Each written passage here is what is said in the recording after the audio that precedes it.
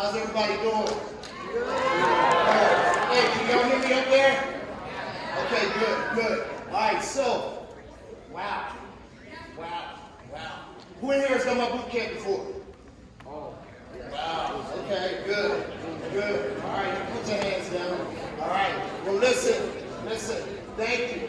Thank you for inviting me up. Thank you for letting me speak to you all today. I hope you get something out of it. If you can take notes, I hope you do. Take some notes. Because what I'm going to talk about today isn't just going to be for today. These are going to be things that affect you for a lifetime. Trust me, it's going to affect you for a lifetime. So, if you can take notes, if you got a way of taking notes, then I suggest you do take notes. If not, then I want you to remember some of these things that we put up on the board.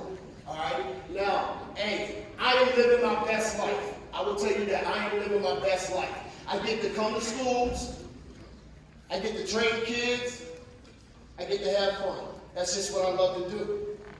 I get to get up every morning and go to a gym and work out if I want to, or not. I can train people. I get to go out and speak. Excuse me. I get to go out and speak. I'm going to speak now. I'm speaking later tonight in Thanksgiving Point.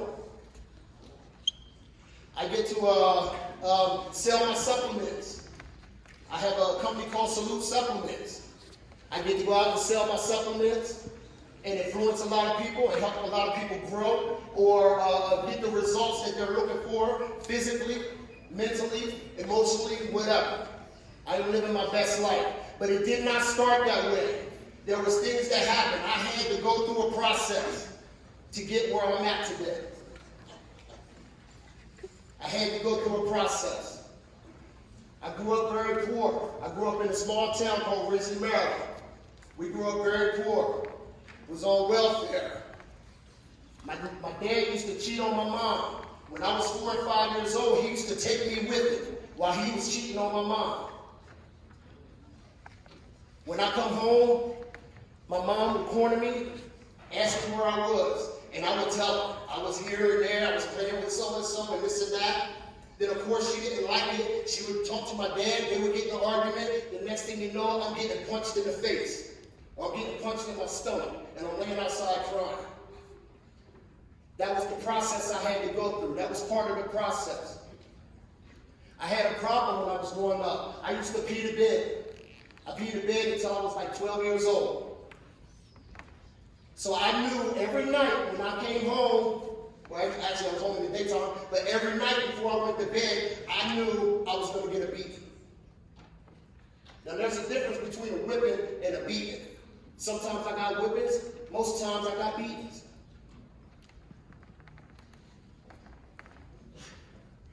I grew up in the house, we had no running water. My last birthday present, I was 7 years old, and I got a red wagon. But that red wagon wasn't for me to play with. That red wagon was so we could pull the wagon down the street, fill it up with buckets of water, and then bring it back home. Then in the morning, my mom would get up, she would take those buckets of water, she would fill up a basin, put it on the stove, light up all the 4 burners, and then when she took it off, my sister would take a bath in it. Take a little bird bath. Then after she got done, then I got in her dirty water and I took my bath. I remember nights and times I thought it was the best thing in the world. I called it camping. We had a kerosene heater. A lot of y'all don't know what I'm talking about. Some of these teachers know what I'm talking about though. We had a kerosene heater. It was like camping in our front room. My mom would put a pot of water on that kerosene heater. She would heat it up. Then she would pour the water in a glass for me and my sister, put some sugar in it, and we would drink sugar water while we sat around the kerosene heater. And she would tell stories. I thought it was the best thing in the world. I always thought it was camping. When I got older, my mom came out here to visit me. And I'm telling my kids about how we used to camp in the front yard, in our front room.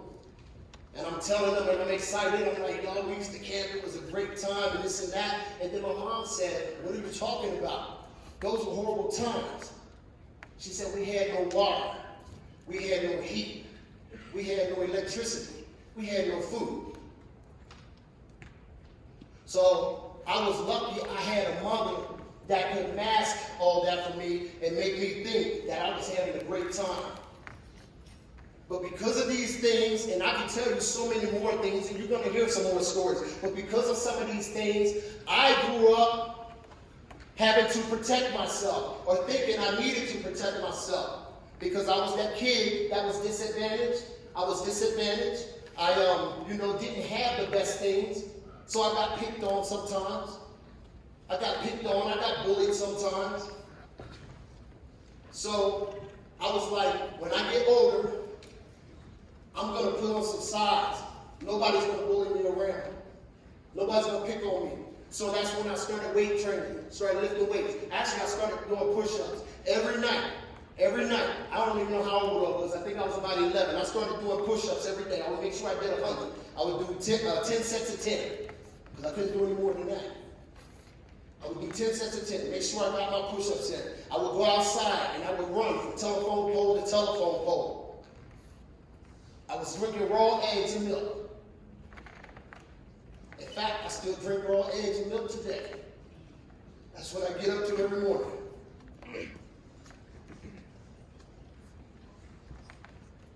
I wanted to protect myself. I wanted to become a knight. Not only because my last name is Knight, but because those were my heroes to me, knights. I wanted to be tough like a knight. I wanted to protect my body. I wanted to protect my mind. And the way you do that is to strengthen them up. Excuse me. Is to strengthen them. Educate your mind. Eat healthy. Exercise. That's how you're going to protect your body. That's how you're going to protect your mind, by becoming a knight. And I'm going to show you all how to become a knight. I want everybody to become a knight. I want everybody to grow up strong, and I don't mean physically strong so you can walk around with muscles and all that trash. I'm talking about just healthy. And I'm talking mentally strong. There you go. There's the acronym, KNIGHTS. That happened to be my last name. Here they are. Keep challenging yourself. Keep challenging yourself. And never believe your naysayers. We're all going to have our naysayers. The I, invest in yourself. The most important one person you can invest in is yourself. G, the goals. Set goals for yourself. H, hard work. Hard work. You ain't going to get it without working hard. T, take action. Take action. You always have to take action. Nothing else works if you don't take action. You can't just sit here and wish for it and think it's going to happen. And then S, stay committed. You got to stay committed. So here it is. It's always keep challenging yourself. You see what my shirt says? If it don't challenge you, it won't change you. If it don't challenge you, it won't change you. Listen, you got to be willing to push yourself. You got to be willing to do things that's going to challenge you. That's going to be hard. If it's easy for you and you can do it like in your sleep, it's not going to get you anywhere. You got to do things that challenge you.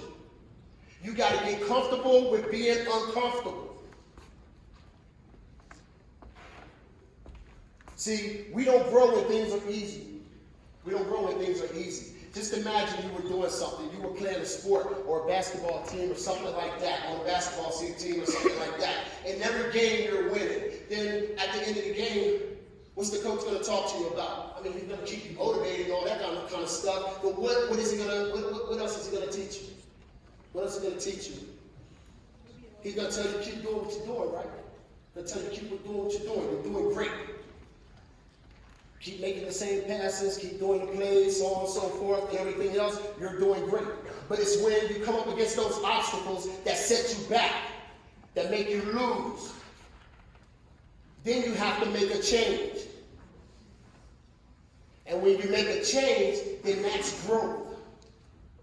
So you always got to continue challenging yourself.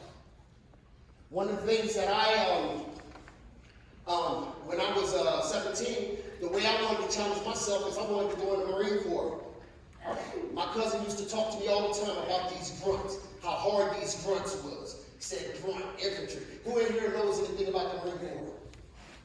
A little bit here and there, good. My cousin used to always talk about these grunts, how hardcore they were, and this and that and everything else. So I met a recruiter. His name was Sergeant Gearhart. We went to Baltimore and took the ASVAB test. I came out with a decent score, not the greatest score, but a decent score. My score told me that I could get into pretty much anything I want. He was like, what you want to do? You could be a mechanic, you could be this, you could be that. I said, I want to be a grunt. He was like, nobody wants to be a grunt. That's infantry. Nobody wants that trash. Those people stay dirty all the time. They're always out in the field. They jump out of planes sometimes.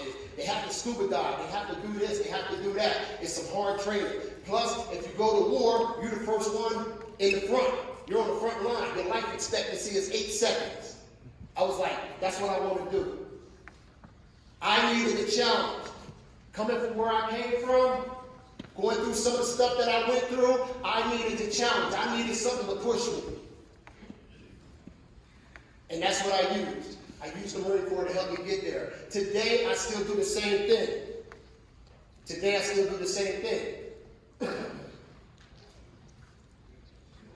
When I wanted to open up my gym, Rage Fitness, I started in, I rented a place in Saratoga Springs, and I rented a place in Cedar Hills.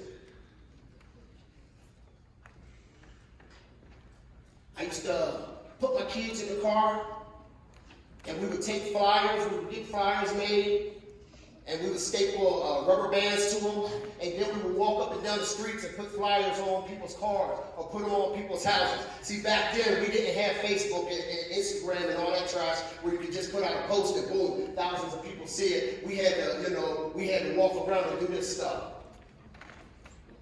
So that's what I did. That's how we had to get going. I remember I was making but one month I made $300 in one place, I made $100 in the next place. $400 for the month. What I would do is I would go to one place, I would train, and then I would sleep in my vehicle until the next day. Then I would get up, drive to the other place, train, and then I would go home, shower up, and then repeat the cycle. Couldn't afford to really go home much. Couldn't afford to do anything much. But I was working my behind off trying to make things happen. I was challenging myself because I had a goal. I had things that I wanted to achieve.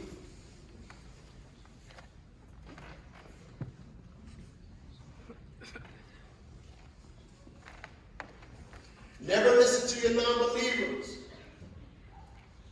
When people tell you that you can't do something, it's not a reflection on you. It's a reflection on them. They will tell you you can't do it because they can't do it. I remember when I went in the Marine Corps, my aunt Irene, she used to tell me, boy, you're going to come home crying. You're going to come home crying. Just like your Uncle Larry, you're going to come home crying. Because those drill instructors, they're going to tear you behind up. And I look forward to it. I really did.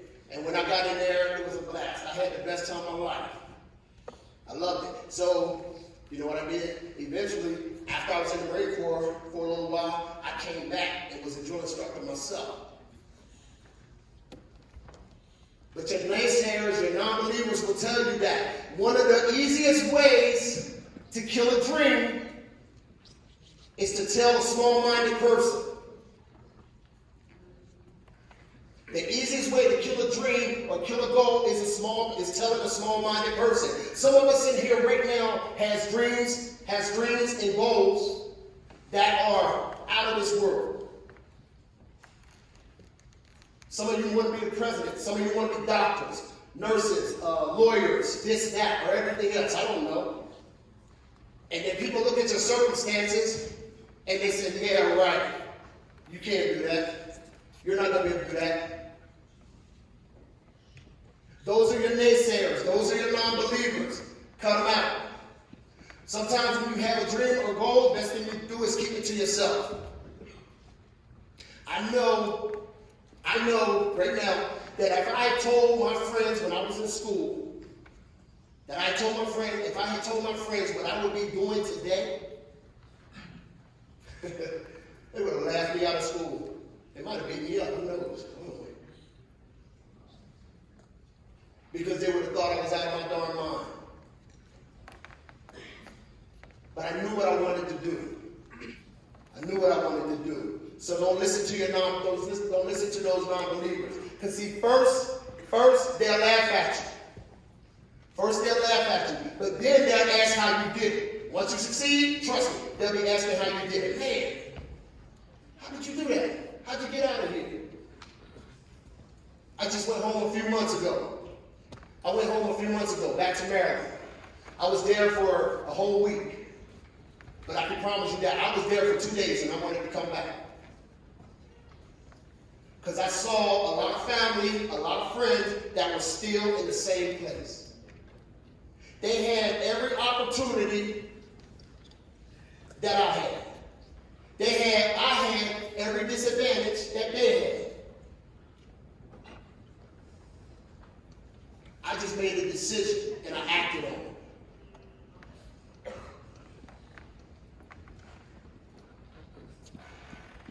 When you do that, then one day the people that doubted you, they'll be telling other people how they know you. Because they'll be proud of you. Or proud to say that they know you. Man, you got them out of here. I'm proud of you.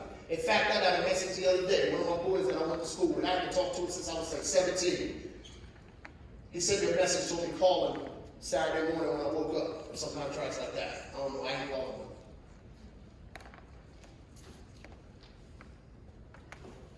First they laugh at you, then they ask how you did it. You know, this is one of my favorite ones. This is all about investing in yourself and not being afraid to fail, about trying. Who's been on an airplane before? A lot of us have been on an airplane before. When the turbulence gets bad, and the stewardess always give you directions in the beginning, right? And when the turbulence gets bad and all that kind of stuff, and that mask falls down, who do you put that mask on first? Yourself. Exactly. You put the mask on yourself because you can't take care of others if you don't take care of yourself. You can't take care of others if you don't take care of yourself. The most important person you can invest in is yourself. It's the least amount of risk and the biggest reward. It was easy for me to decide to open up a gym and to try and run a gym because I knew, although it's a gamble, doing your own business and everything else is a gamble, I knew who I was gambling on.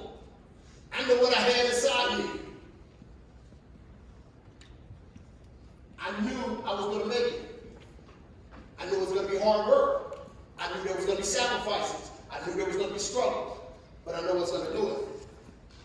I knew there was going to be failures. Because if you're not failing, you're not trying. Who in here thinks they succeed in everything? At everything they try. Exactly. Good. I'm glad you realize that. I'm glad you recognize that. I'm glad you recognize, we know people like Michael Jordan. We hear people like Michael Jordan. Great basketball player. Great basketball player. And they always talk about the great shots that he's made and so on and so forth. LeBron James, same thing. Kobe Bryant, same thing. We know about the great shots that they made and the scores that they did and the game-winning shots and all that kind of stuff. But the last shot that they took and missed far exceed the last shots that they took and made.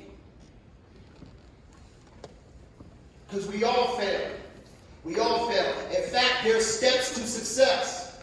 There are steps to success. And along these steps, you got succeed, fail. Succeed. But that's that turnaround point right there. That's that turnaround point. Either you're going to keep going or you're going to go back. And if you go back, you will never reach your goal. You will never get where you want to go if you go back. But if you keep going, you will eventually make it. So you got to keep pushing yourself. You got to keep trying.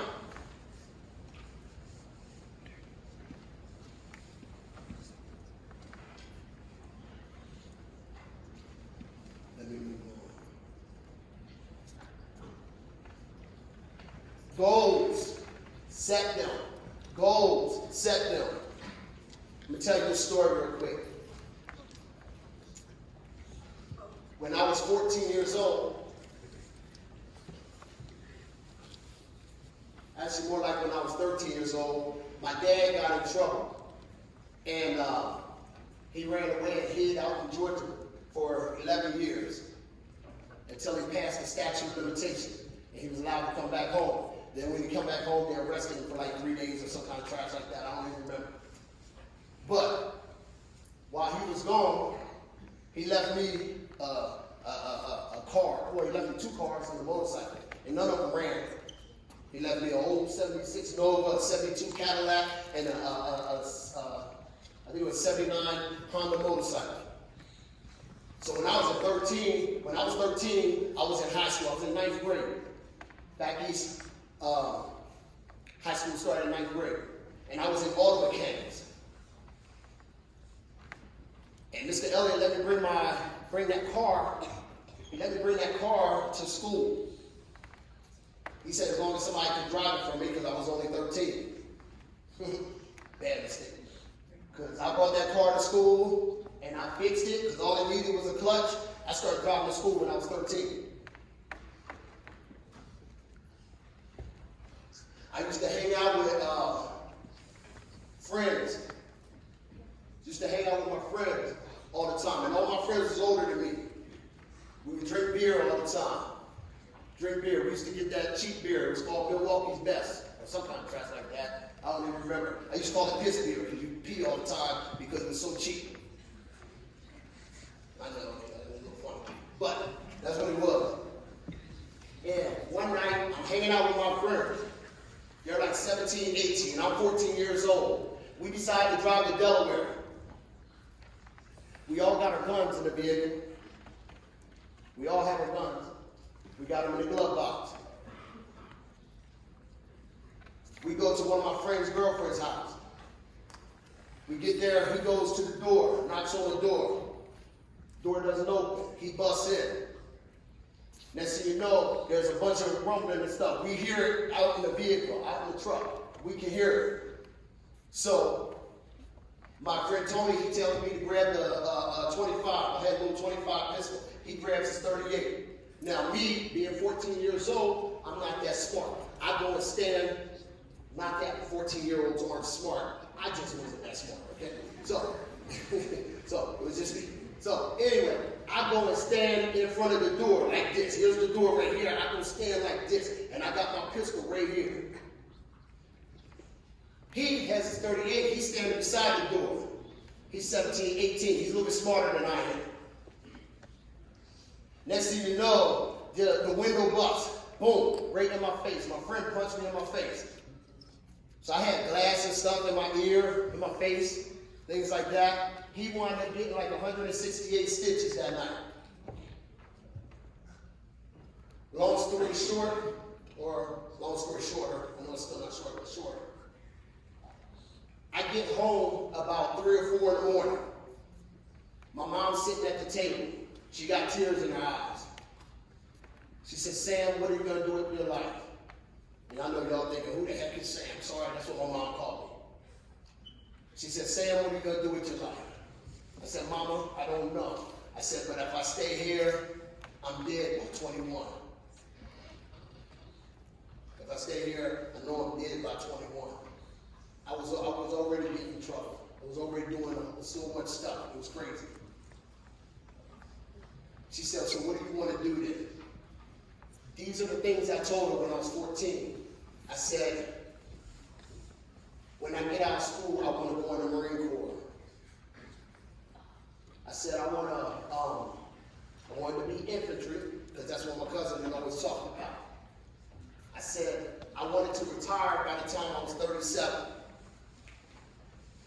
told her I wanted to open my own gym.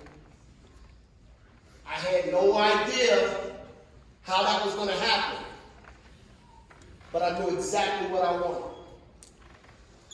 17, in fact, I turned 17 in December. In May, I was in the Marine Corps.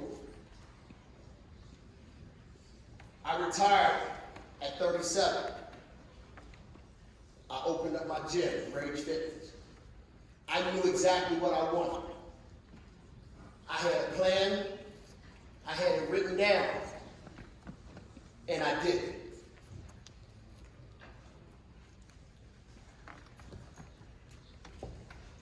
You know, your focus determines your reality.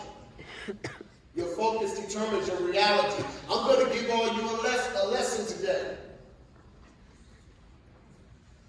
I want you all, and I know some of you are going to do this and some of you are not. But this is for everybody in here. Write down things that you want in your life, out of life. Things that you want to achieve.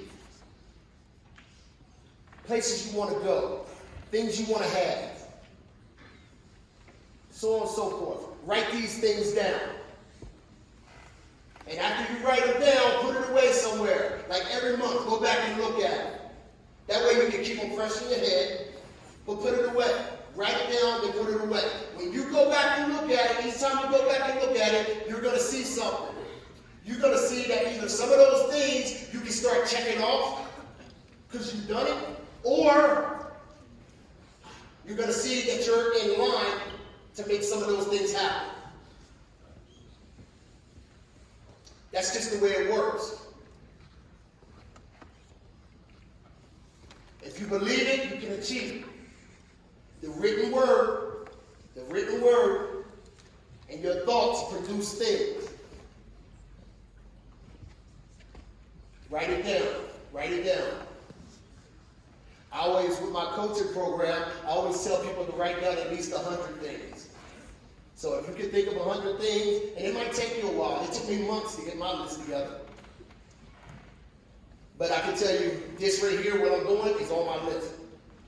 This right here that I'm doing is on my list. My gym is on my list. My supplement company, it's on my list. There's a lot of things that I have now and things that I've achieved and places that I've gone that are on my list.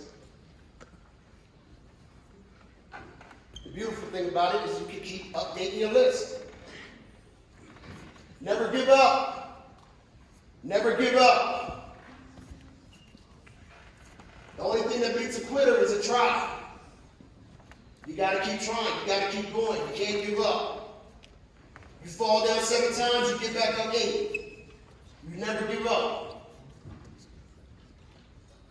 It's hard to beat someone that doesn't want to quit, that doesn't quit.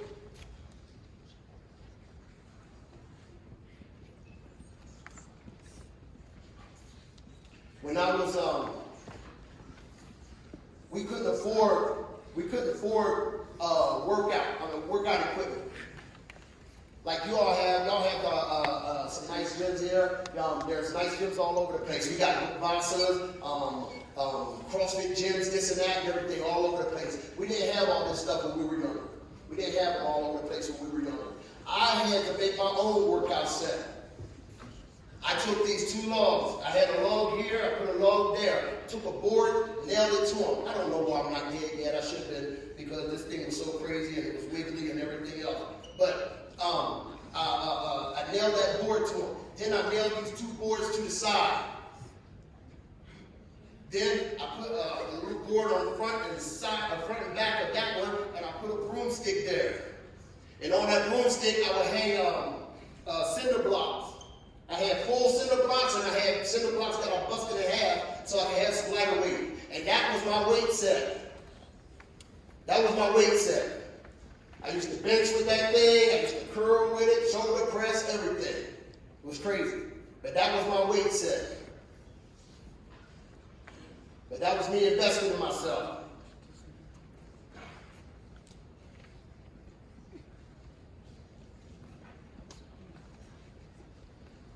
Which one we at? Hard work? difference between your work and a job. You're going to find this out when you get older. There's a difference between your work and the job. See, success to each of us is something different. Success to each of us is something different. What I'm doing right here, to me, is success. Some people decide to be, let's say some women or whatever we can get, decide to be housewives or whatever. That can be their success, if that's what they want it to be. But whatever it is, you work hard at it. You work hard at it. That is your work. What I'm doing is my work. And there is a difference between work and hard work. One of them takes discipline. Discipline is doing things that need to be done or that's supposed to be done even when no one's around to tell you to do it or nobody's watching you do it. You still get it done. That's having discipline.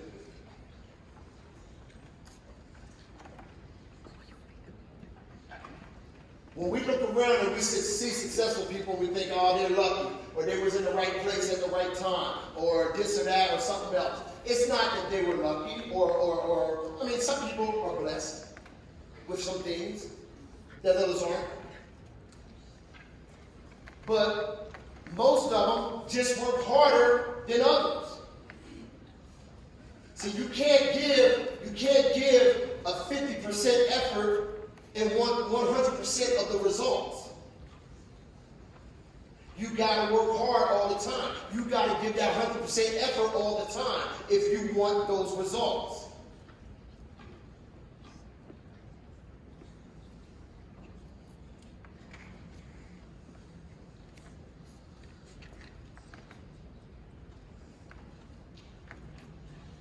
Take action. All of these principles that I'm talking to you today mean nothing if you don't take action. I always say the cemetery is the wealthiest place in the world. Cemetery is the wealthiest place in the world because there has been many people that have gone to their grave with goals and with dreams, but were afraid to act on them. Do you think it's easy for me to come in here and do boot camps and yell or whatever and so on and so forth, or even come up here and stand on stage and talk to you about this strategy? It's not easy. It's not easy. But you take action. But you have to take action. You have to do it. Like I said, because none of them work if you don't take action.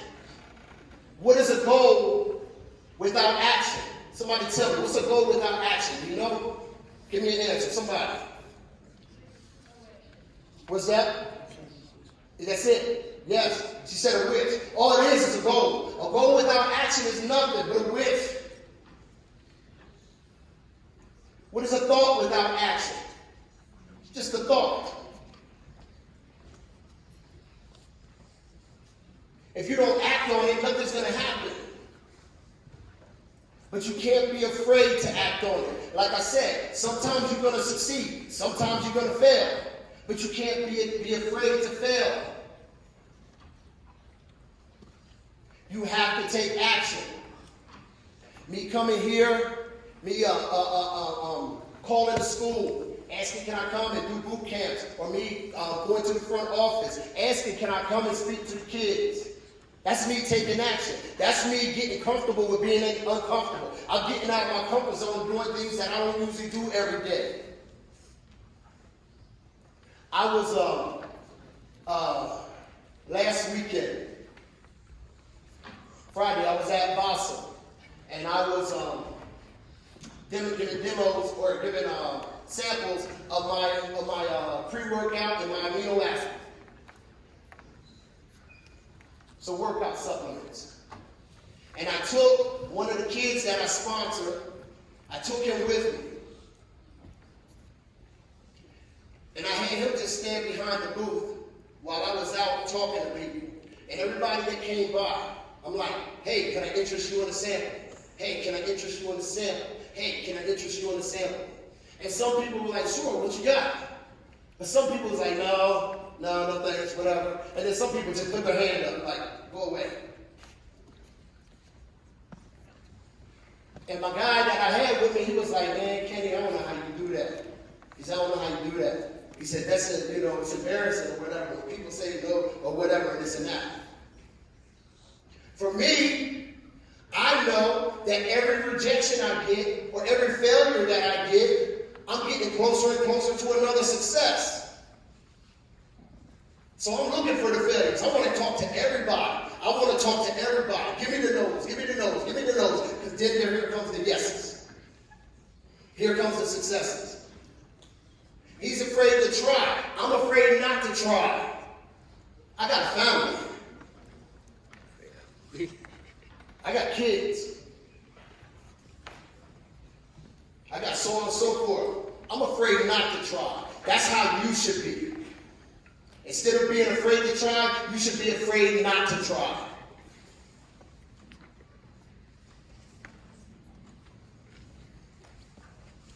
I like that last one. It says an inch of movement will bring you closer to your goals than a mile of intention. You can have all the intentions you want, but until you do something, until you move, nothing's going to happen.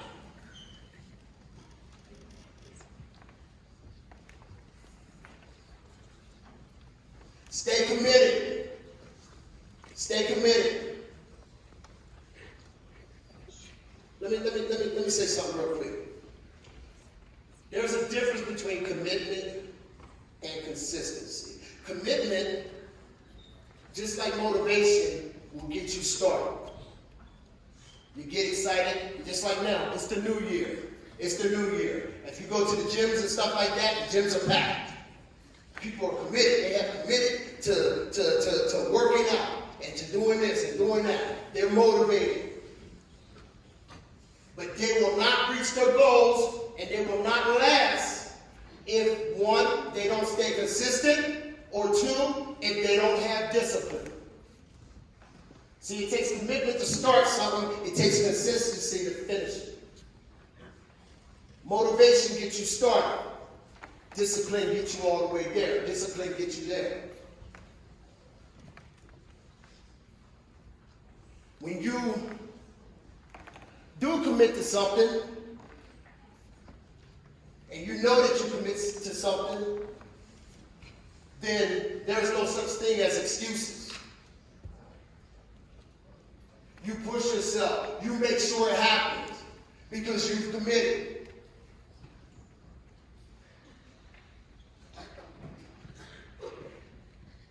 And the biggest commitment you make, you should make it to yourself.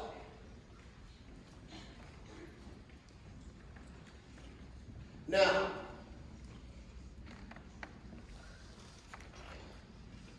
how many of you all got something out of this talk that I just had?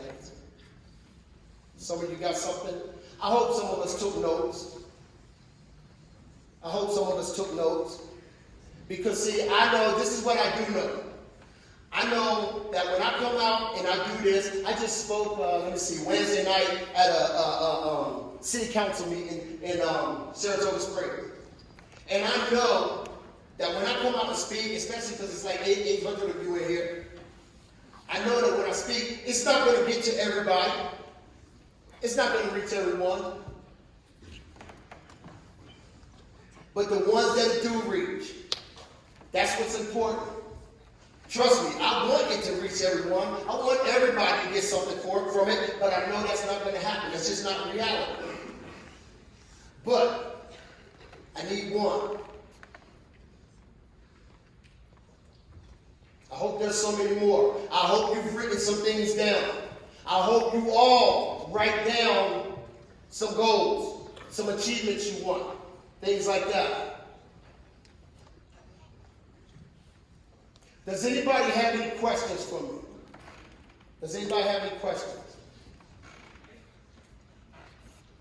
Yeah. What's your diet? What is my diet? Oh my gosh.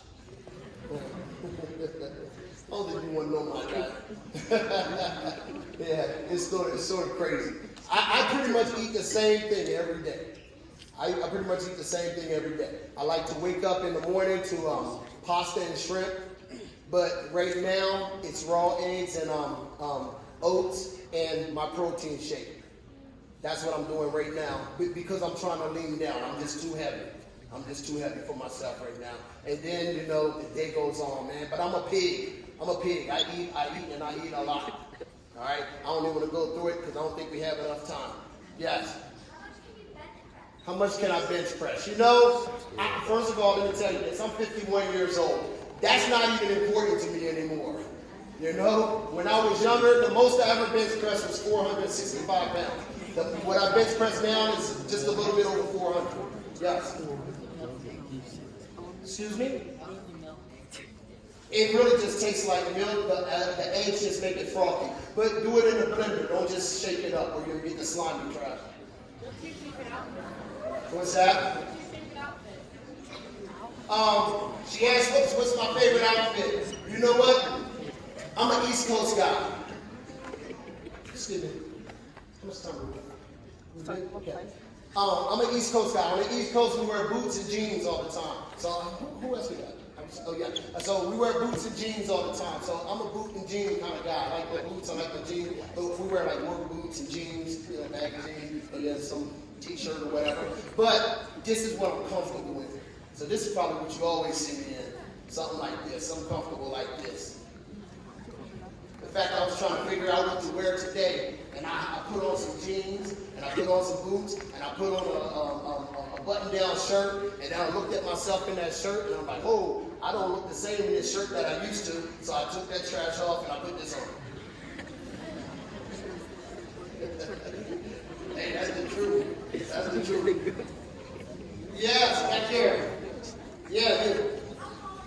How tall am I? I'm 5'8.5". I'm short.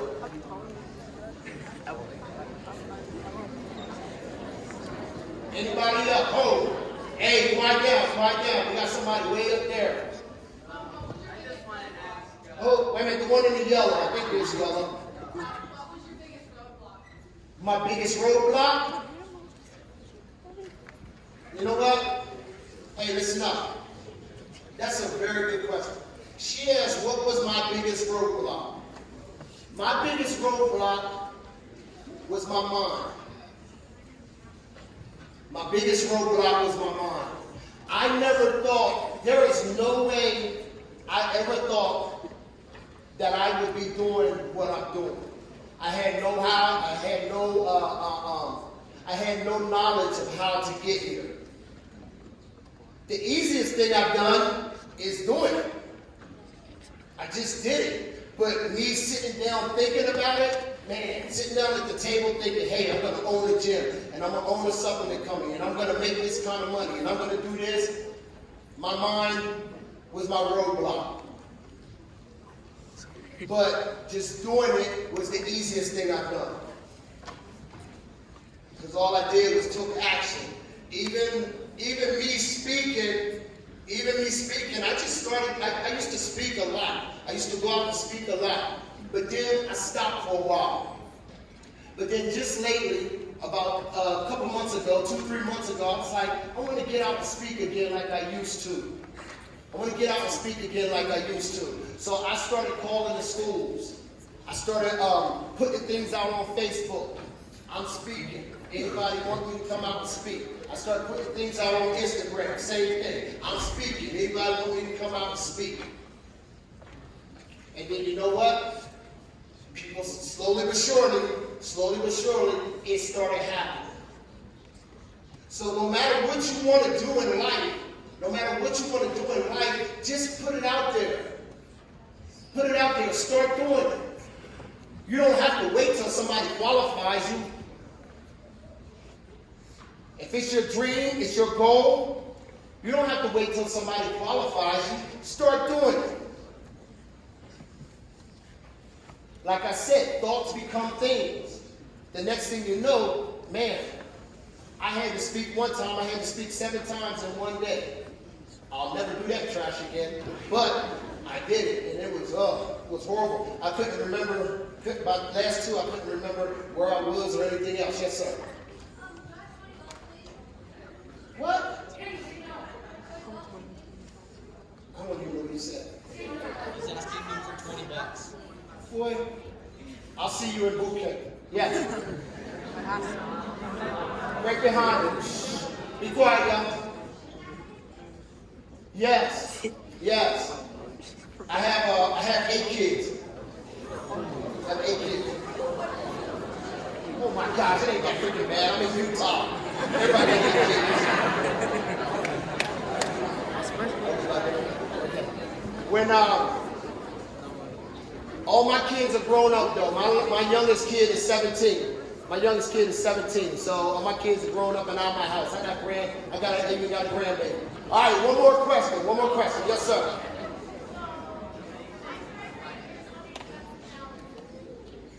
Say that again. Oh. I'm not putting that out there. You might try and rob me. All right. Hey, listen. That's all. Well, here, come on. You got what? How's my mom doing? My mom passed away. My mom passed away. Thanks for asking, though, baby. All right. Hey, I appreciate you all. I appreciate you letting me come out. I appreciate you all listening. I appreciate you giving me your attention. And I can't wait to see you all for boot camp. Thank you so much.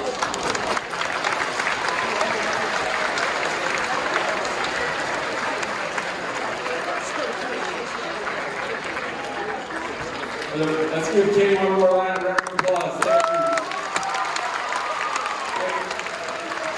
you. You guys will head back when your teachers head back to the second period. Thank you guys.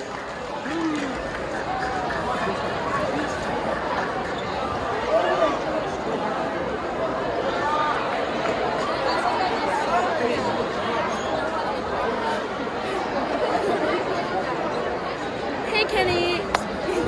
Morgan, say hi to the camera. I already did. That was so good. I already did.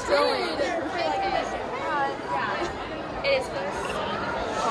I know your shoes. My shoes. That was so fun. I almost ran into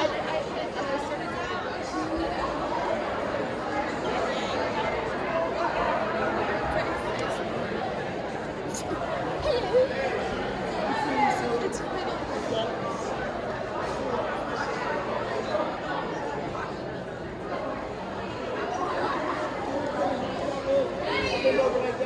Get back up. Who? Oh, yeah. Yeah. You come here, Aiden. All right, brother. You take care of yourself, all right? Stay out of trouble, like I said. Will somebody hand me that phone? How you doing?